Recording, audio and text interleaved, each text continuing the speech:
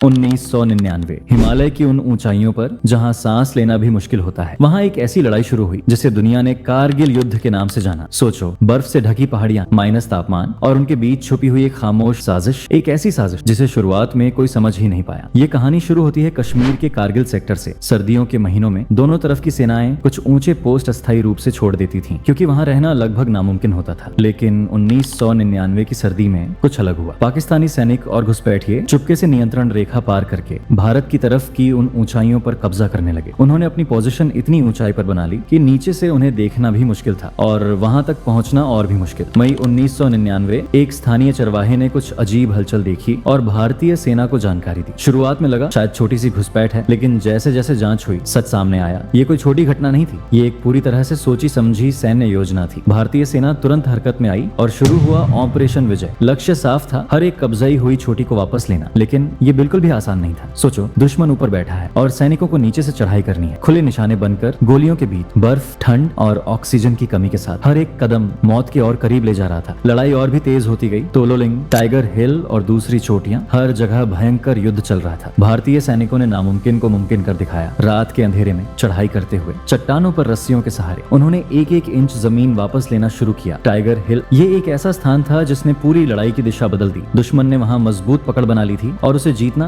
लगभग नामुमकिन लग रहा था। लेकिन भारतीय सेना ने हार नहीं मानी। कई दिनों की योजना और बलिदान के बाद एक साहसी रात का हमला किया गया और फिर एक सुबह टाइगर हिल पर तिरंगा लहरा रहा था। इस युद्ध में सिर्फ सेना ही नहीं, भारतीय वायुसेना ने भी महत्वपूर्ण भूमिका निभाई। ऑपरेशन सफेद सागर के तहत हवाई हमले किए गए, दुश्मन की पोजीशन को निशाना बनाया गया और सेना को पूरा समर्थन दिया गया। धीरे धीरे हर छोटी वापस ली जा रही थी। दबाव बढ़ने लगा। अंतरराष्ट्रीय स्तर पर भी पाकिस्तान पर सवाल उठने लगे। जुलाई 1999 स्थिति साफ हो चुकी थी। पाकिस्तान को अपनी सेना वापस बुलानी पड़ी और 26 जुलाई 1999 भारत ने आधिकारिक रूप से जीत की घोषणा की। आज भी इस दिन को कारगिल विजय दिवस के रूप में मनाया जाता है। लेकिन हर जीत के पीछे एक कहानी होती है और हर कहानी के पीछे होता है बलिदान। इस युद्ध में 500 से ज्यादा भारतीय सैनिकों ने अपनी जान दे दी। उन्होंने अपनी जिंदगी दी ताकि देश सुरक्षित रह सके। ये सिर्फ एक युद्ध नहीं था, ये हिम्मत, दृढ़ता और बलिदान की कहानी थी। ऐसे सैनिकों की कहानी जो जानते थे कि वापस आना मुश्किल है, फिर भी वे आगे बढ़ते गए। आज जब हम कारगिल युद्ध को याद करते हैं तो सिर्फ एक जीत नहीं, बल्कि उन वीरों को याद करते हैं जिन्होंने अपनी जान देकर एक पूरी पीढ़ी को सुरक्षित रखा। और शायद सबसे बड़ा सवाल ये है, क्या हम उनकी कुर्बानी को कभी सच में समझ पाए हैं, या फिर वो कहानियां सिर्फ इतिहास की किताबों तक ही सीमित रह गईं। ये थी कहानी कारगिल युद्ध की, एक ऐसी कहानी जो हमेशा याद दिलाती रहेगी कि कुछ जीत सिर्फ जीत नहीं होती, वो एक जिम्मेदारी होती है।